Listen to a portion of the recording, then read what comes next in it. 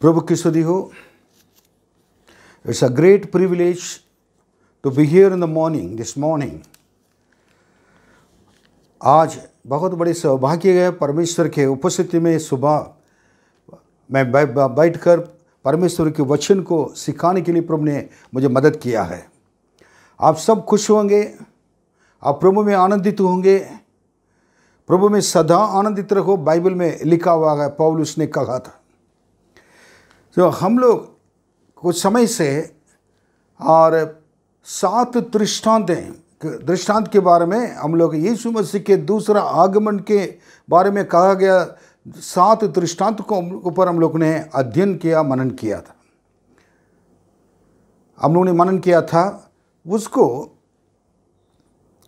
अब आज एक उसके द्वारा आपको आशीष मिला होगा और समझ गए होंगे, मेरे विश्वास है।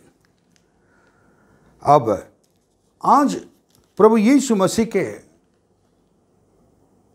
आगमन के बारे में जो चिन्ह हैं, वो चिन्ह के बारे में हम लोग देखेंगे। प्रभु यीशु मसीह के दूसरे आगमन के बारे में मैं कहते आ रहा हूँ। उस समय मैंने आत्मिक अर्थ मैंने हर चीज़ को बताया। अब उनको चिन्ह के बारे में हम लोग देखेंगे। हर बात बाइबल से सीखना बहुत ज़रूरी है। क्यों?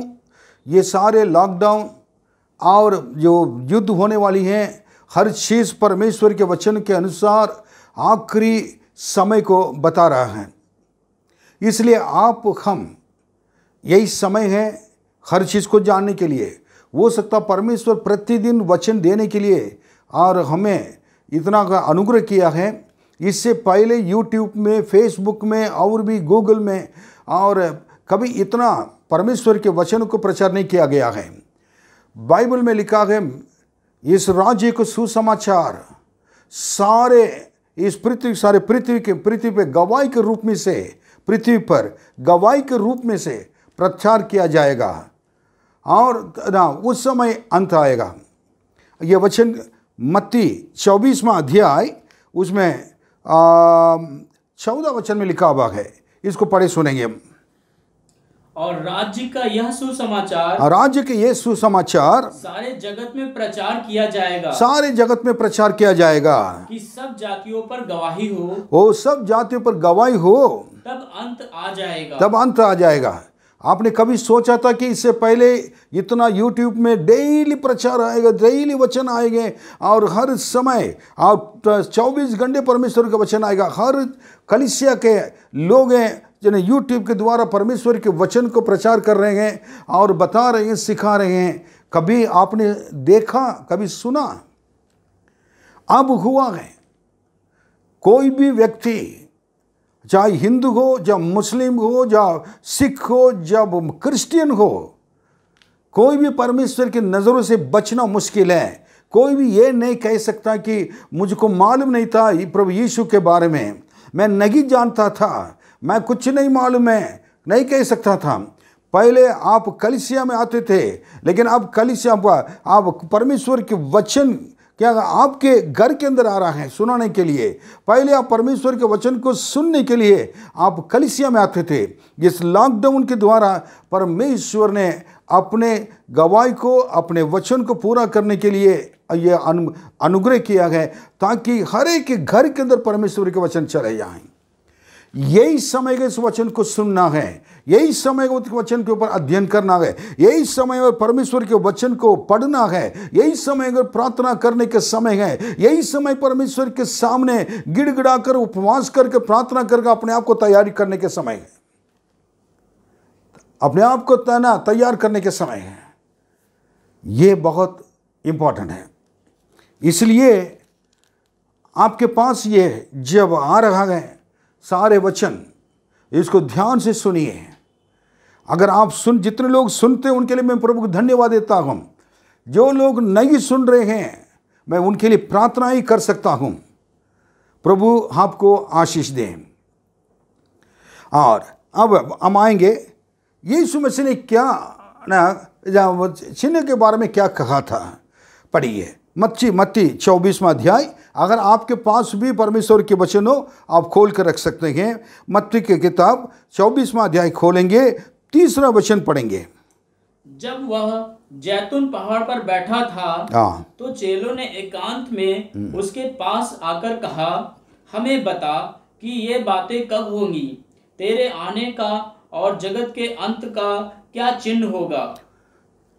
ये बातें जो बड़े थे, इन लोग यीशु मसीह के चेले यीशु के पास आए थे। यीशु मसीह उस समय कहाँ बैठे हुए थे? जैतून के पहाड़ पर। यीशु के जैतून पहाड़ यीशु के लिए एक बहुत प्रिय जाना हुआ एक पहाड़ था, और कारण उसी पहाड़ पे उन्होंने हमेशा घुटने टेकर प्रार्थना करते रहते थे, और उसी पहाड़ पे अपने चेलों के साथ मन खोलकर उसे बातें करते रहते थे। इसलिए जैतून पहाड़ यीशु मसीह के लिए प्रिय जाना हुआ है, एक पसंद के और एक प्रिय एक पहाड़ था।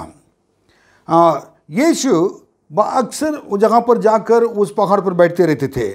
जब यीशु उस जगह पर जाकर बैठे थे, और बैठने से पहले यीशु ने एक बात कह दिया। क्या कहा था? पहला दूसरा वचन पढ़िए, और 24वां अध्याय में मत्ती। जब यीशु मंदिर से निकलकर जा रहा था, यीशु मंदिर गए थे, मंदिर मतलब चर्च गए थे, चर्च से बाहर निकल कर आ रहे थे, तो उसके चेले उसको मंदिर की रचना दिखाने के लिए उसके पास आए।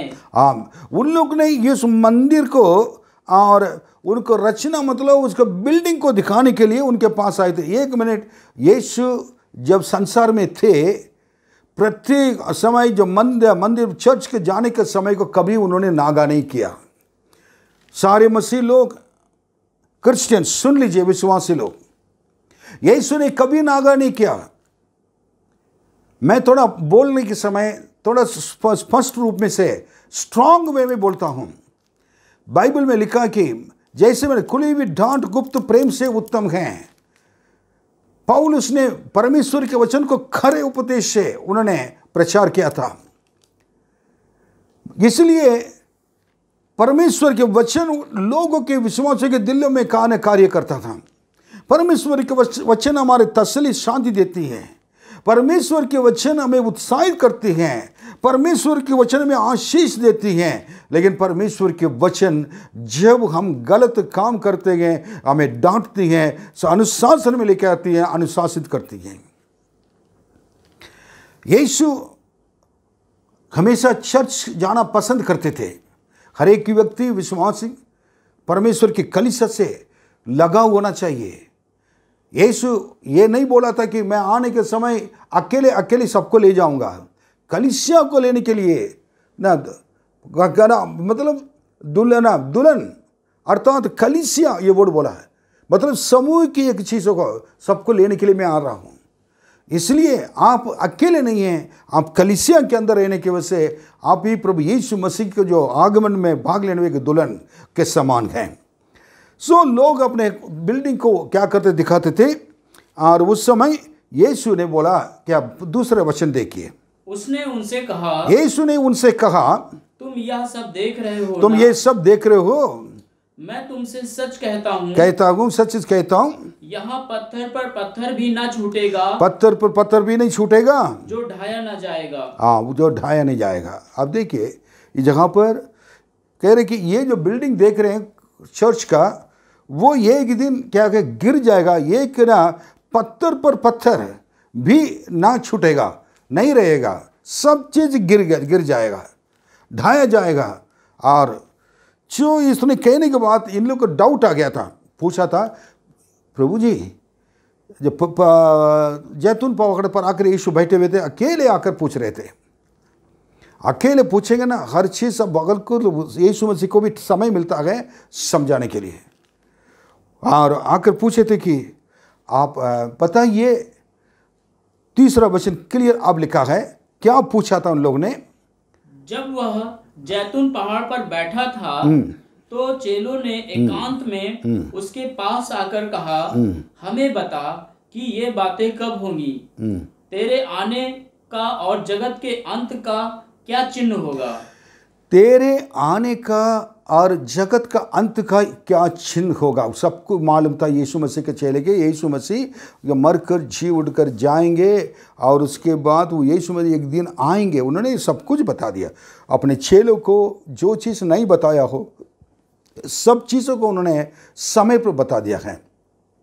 हमेशा एक पास्टर को ड्यूटी होता है कलीसिया के अंदर रहकर, कलीसिया को देखभाल करने वाले पास्टर पहले बना परमेश्वर के वचन की ज्ञानी होना चाहिए।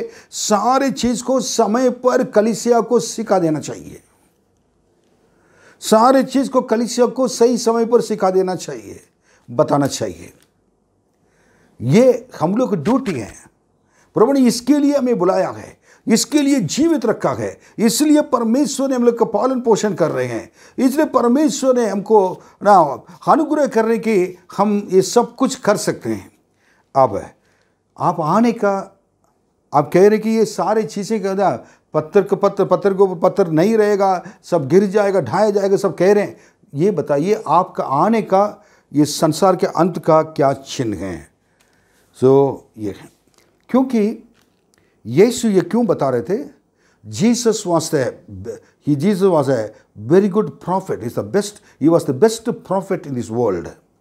ये बहुत बड़े एक अच्छे एक भविष्यवक्ता भी थे। अब देखिए यूहन्ना 15:15 थोड़ा पढ़िएगा। इस 15:15 में जो पढ़ेंगे एक अच्छी बातें हम लोग को सीखने के लिए मिलेगी।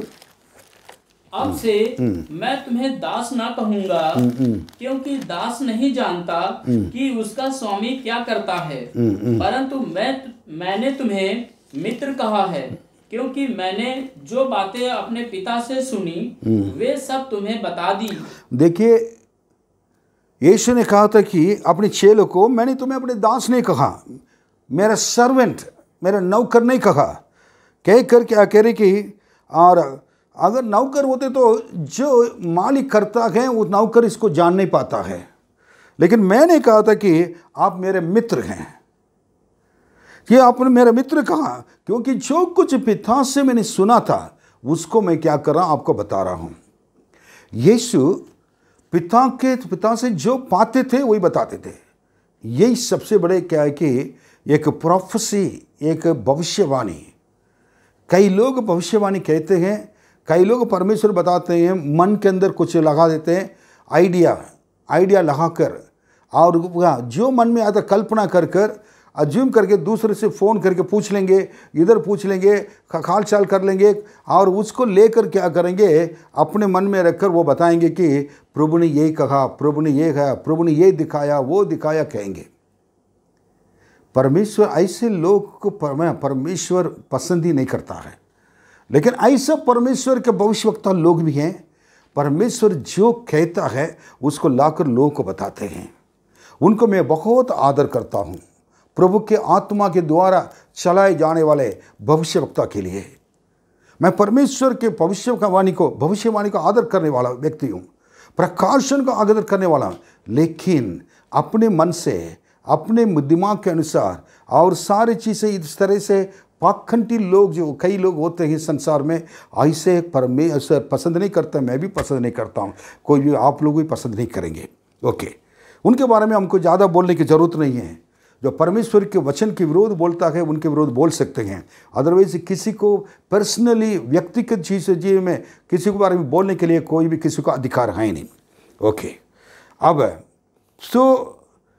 अब ये इन्होंने ये नाम यीशु ने जो बात देखा उसको उन्होंने क्या था कि बताया। अब दोबारा मत्ती 24 में आएंगे, 24वां अध्याय में आएंगे। यीशु ने पहला एक चिन्ह बताया, वो चिन्ह को क्या करेंगे थोड़ा, और 24वां अध्याय 32वां वचन पढ़िए। अंजीर के पेड़ से यह दृष्टांत सीखो, जब उसकी डाली कोमल हो जाती और पत्ते निकलने लगते हैं तो तुम जान लेते हो कि ग्रीष्म काल निकट है। हाँ, आपके बात मैंने ये बताया था कि इससे पहले जो अंजीर का पेड़ के बारे में दृष्टांत है, 7 दृष्टांत में पहला दृष्टांत एक अंजीर का पेड़ है, उसका आत्मिक में अर्थ बताया मैंने, लेकिन आज थोड़ा सा उसको और एक्सप्लेन करना मैं चाहता हूँ। और इज़राइल लोग हैं, 3 पेड़ों के लिए समान, उनको 3 पेड़ों के साथ उनको तुलना कर सकते हैं। इजराइल लोगों को 3 पेड़ों के साथ मिलकर और 3 पेड़ों के साथ और उनको तुलना कर सकते हैं। पहली चीज तो अंजीर का पेड़ नंबर 1, और दूसरा जैतून का पेड़, तीसरा अंगूर का पेड़। अंजीर का पेड़ इजराइल लोग को अंगूर के पेड़ के साथ तुलना कर सकते हैं, और दूसरा एक जैतून का पेड़ के साथ कर सकते हैं, और तीसरा अंगूर का पेड़ के साथ। अंजीर का पेड़ इजराइल लोग का पॉलिटिकल लाइफ, राजनीतिक लाइफ, पॉलिटिकल लाइफ को, राजनीतिक जीवन के बारे में बताती हैं। जैतून का पेड़ इजराइलियों का आत्मिक जीवन के बारे में बताती है। नंबर 2, अंगूर का पेड़ इजराइलियों का परिवार के जीवन के बारे में बताती है। ये बात 3 चीजों को समझना बहुत जरूरी है। और वो जो अंगूर का पेड़ जब कहते हैं, उनके जो जीवन में परिवार के विषय में, परिवार के जीवन के बारे में बताती हैं। भजन संहिता 128:3 में लिखा है, पढ़िए थोड़ा अंगूर का पेड़ के बारे में। तेरे घर के भीतर तेरी स्त्री फलवंत दाखलता सी होगी, तेरी मेज के चारों ओर तेरे बालक जलपाई के पौधे से होंगे। तेरे घर के भीतर तेरी स्त्री फलवंत के दाखलता से होगी, और तेरी मेज के चारों ओर तेरे बालक जलपाई के पौधे से होंगे। कितना एक अच्छा एक परिवार है, परिवार के बारे में बताता है। लेकिन हमारे इधर अंजीर के पेड़ के बारे में, ओके, यीशु मसीह के दूसरा आगमन को अंजीर का पेड़ के साथ, मतलब इजराइल लोग का एक राजनीतिक जीवन के साथ तुलना किया गया है। और ये मत्ती 3 अध्याय 10वां वचन में हम देख सकते हैं कि इसका राजनीतिक ये जीवन के बारे में।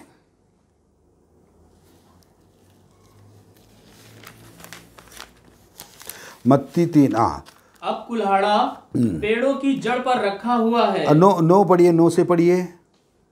और अपने अपने मन में यह न सोचो कि हमारा पिता अब्राहम है, क्योंकि मैं तुमसे कहता हूँ कि परमेश्वर इन पत्थरों से अब्राहम के लिए संतान उत्पन्न कर सकता है। अब कुल्हाड़ा पेड़ों की जड़ पर रखा हुआ है, इसलिए जो पेड़ अच्छा फल नहीं लाता वह काटा और आग में झोंका जाता है। आप देखिए, यूहन्ना बपतिस्मा देने वाला ये बातें कह रहा है, और इसको आगे भी अगर उसके पहले देखेंगे तो 7 और 8, 9 देखेंगे तो ये फरीसियों और सदुकियों उन लोग आकर यीशु से कई बातें क्या पूछने लगे। उनको गुस्से में आकर, ये सांप के बच्चे, किसने तुमको कहा आने वाले क्रूर से बचने के लिए, मन फिराने के लिए, ये बचने के लिए किसने, अपने आप को बचाने के लिए किसने कहा, ये कह रहे थे। इसलिए मन फिराने के फल लाओ, 8वां वचन में उन्होंने कहा था। उसके बाद जो उसको उदाहरण बता रहे कि अब्राहम भी संतान को उत्पन्न कर सकते हैं, कहा। अब ये कहने के बाद इस इजराइल लोग, यहूदी लोग हैं, इतने गलत काम करते थे, उनके पाप हर चीज़ बढ़ गया था। इसलिए परमेश्वर ने अपने दूसरे देश के राजा लोग के हाथों में, अधिकारी लोग के हाथों में उनको दे दिया था। तब भी उन्होंने क्या है कि इतना मन नहीं, समझते नहीं थे।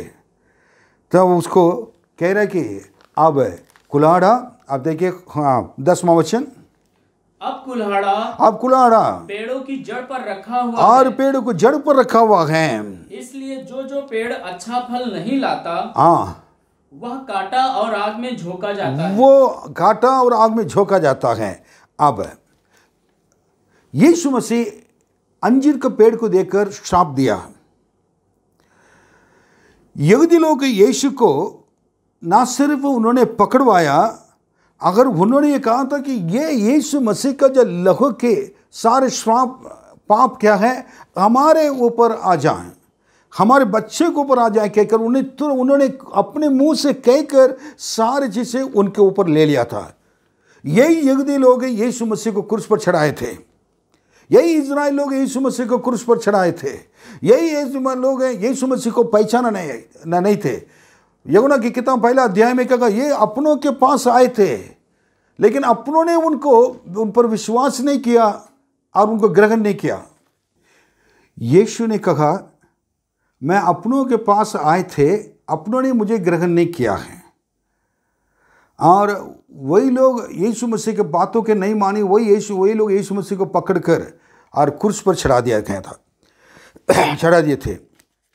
ये सारे चीज़ों को देखने के बाद अब मत्ती 3:10 जो अभी देख रहे थे, यूहन्ना ने भविष्यवाणी किया है अब कुल्हाड़ा पेड़ के जड़ पर रखा हुआ है और इसलिए जो पेड़ अच्छा फल नहीं लाता वो काटा जाएगा और आग में झोंका जाता है।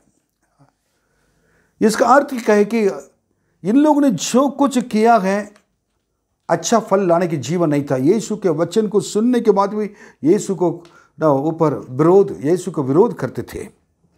इसलिए कुल्हाड़ा आकर पेड़ को काटने वाला है।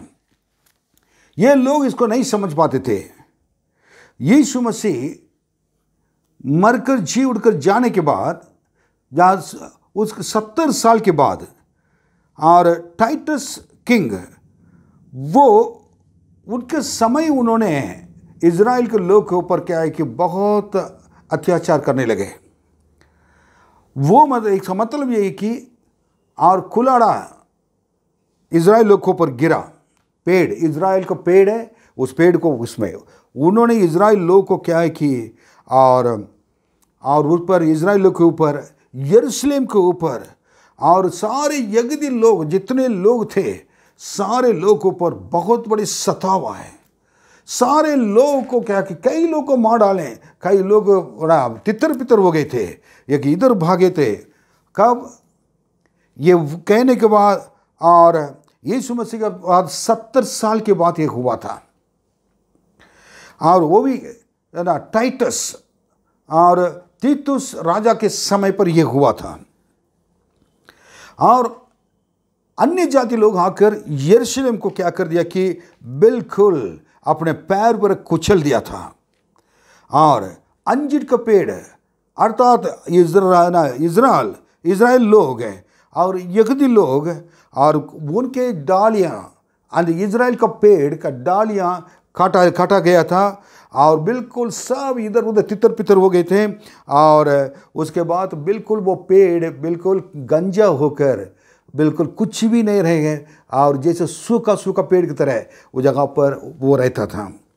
इसी प्रकार इज़राइल लोग तितर पितर हो गए थे और अन्य जाति लोग आकर उस देश को कब्जा कर लिए थे और सारे लोग भागे थे।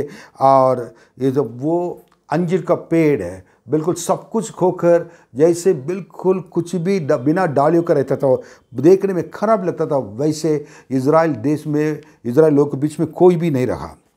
सब कहाँ भागे थे ये अलग अलग जगह पर। लेकिन 1948 सन 1948 में 14 मई में इज़राइल देश दोबारा उसको स्थापना किया गया था और वो आज़ादी मिली। जब इज़राइल देश आज़ाद मिलने के बाद फिर उसके बाद उस पेड़ जो बिल्कुल डालियाँ पूरा काटा गया था, जिसका डालियाँ पूरा, अब उसमें से नई पत्तियाँ निकलने लगे। नई पत्ती का अर्थ यही है कि जगह जगह लोग तितर पितर हुए थे। पूरे संसार में इज़राइल लोग यहूदी लोग जाकर डर के मारे सब रहते थे और वो लोग वापस से धीरे धीरे धीरे धीरे आने लगे। जब आकर उसके बाद उस समय से लेकर आज भी लोग आते रह रहे हैं। मैं इस समय का बात कह रहा हूं। और ये जस्ट मेरे पैदाइश के पहले इज़राइल लोग देश आज़ाद हुआ। उसके बाद इन लोग आकर जब आने लगे और सब अपने अपने देश में आकर क्या करने लगे कि ना रहने लगे, ये सबसे बड़ा पहला चिन्ह ये था कि एक पेड़, अंजीर का पेड़, फिर वह सारे पत्तियां चले गए और नई पत्तियां आने लगे और नई शाखाएं आने लगे। ये प्रभु यीशु मसीह का जल्दी जो आगमन, दूसरा आगमन के लिए ये जल्दी आने वाला है, ये बताने लगे। ये इस वचन के अनुसार हम देखेंगे, एक पीढ़ी जाने से पहले, पार करके जाने से पहले परमेश्वर का आगमन, दूसरा आगमन होगा। और एक पीढ़ी मतलब कितने साल हैं? और कई लोग कहते कि 80 साल कहते थे, कुछ लोग और 40 साल कहते थे, और कुछ लोग 70 साल कहते थे। लेकिन बाइबल में जितने लोग थे, साउल राजा, दाऊद राजा और सुलेमान राजा, उन लोगों ने 40 साल अपने जीवन में राज्य किए थे। लेकिन मूसा इसके बारे में कह रहा है कि भजन संगीता 90:10 पढ़े सुनेंगे, और वो कितना वर्ष बताएंगे। हमारी आयु के वर्ष 70 तो होते हैं, हमारा आयु के वर्ष 70 तो होते हैं, और चाहे बल के कारण 80 वर्ष भी हो जाएं, बल के कारण 80 वर्ष भी हो जाएं, तो भी उनका घमंड केवल कष्ट और शोक ही शोक है। और उसके बाद उनका कष्ट, ये सारी चीजें होंगे। इसका मतलब परमेश्वर का आगमन किसी भी समय हो सकता है। अगर आप विश्वास करिए ना विश्वास करिए, प्रभु के आगमन होना है, वो ना है। मैं इस क्यों बता रहा हूँ, और ये जो ना इजराइल लोग अब देश से ना बना दिया गया है, और सारे देश से लोग आने वाले अब आ रहे हैं और वापस अपने देश लौट रहे हैं। ये सबसे बड़ा ना एक चिन्ह है। आज इजराइल देश ना सिर्फ वो लोग आ गए थे, वर्ल्ड का सबसे और शक्तिशाली देश माना जाता है।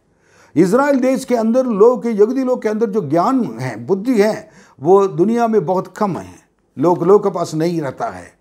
उदाहरण में बताऊंगा कि आज अमेरिका धनी देश होने का कारण यही है कि अमेरिका में जो यहूदी लोग इधर से भागकर गए थे, अमेरिका देश में जाकर उन लोगों ने रहते थे, और उस जगह पर रहने वाले लोग विज्ञानी बन गए थे। बहुत बड़े बड़े उनके ना अपने सारे परमेश्वर के दिया हुआ सारे और ज्ञान को, बुद्धि को इस्तेमाल करके अमेरिका देश को धनी देश बना दिया गया। परमेश्वर के लोग भी उधर भी क्रिश्चियन देश बन गया था। रशिया देश कम्युनिस्ट देश में, और कई लोग यहूदी लोग को ले जाकर क्रिश्चियन उधर रखे थे, और उधर कई मसीह लोग को सताया गया, यहूदी लोग को सताया गया है और सताया गया था, और क्रिश्चियन लोग को उन्होंने बहुत सताया गया। और रिचर्ड वुम्ब्रांड टॉर्चर फॉर क्राइस्ट जो किताब लिखे थे, उनको मैंने अपने जीवन में जो देखने के लिए मिला।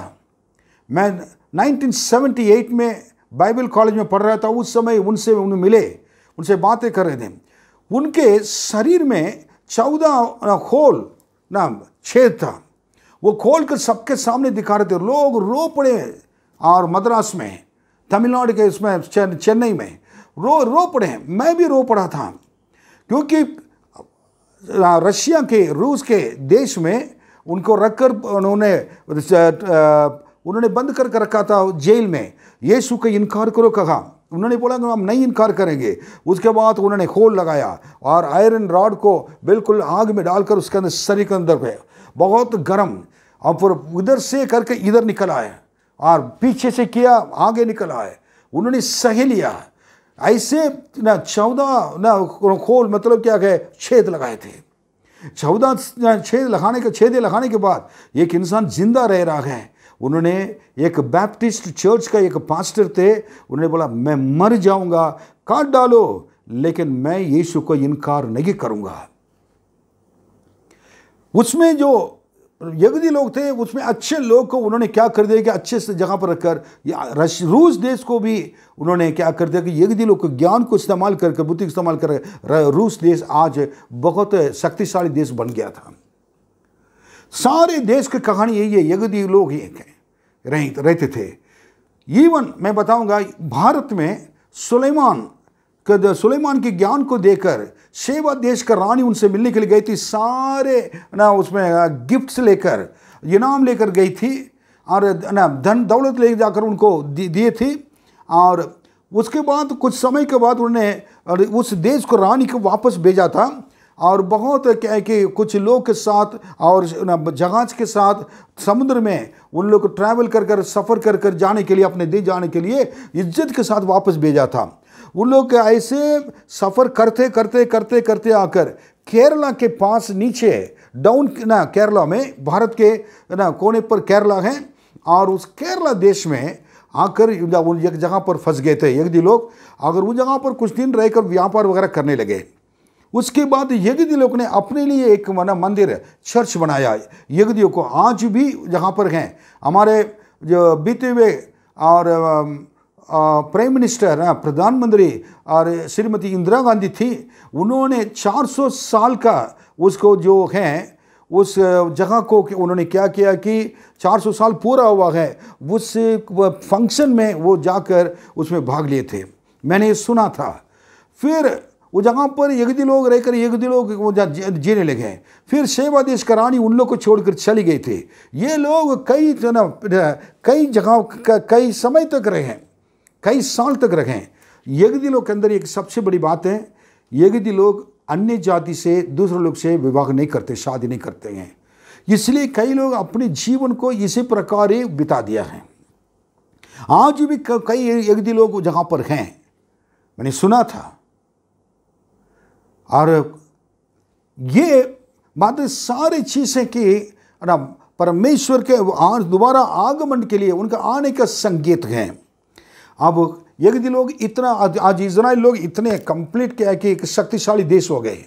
इजराइल देश और को ऊपर नज़र लगाकर देखना ही बहुत बड़ा ना परेशानी हो जाते हैं लोग, क्योंकि इजराइल लोग को मारने के पहले, उनसे लड़ने से पहले न 100 बार 1000 बार सोचना पड़ता है। उनके परमेश्वर का दिया हुआ ज्ञान सारे युद्ध का यह है, और उनके देश को और इतनी शक्तिशाली है, उसका कारण परमेश्वर इजराइल देश के संग रह रहा है।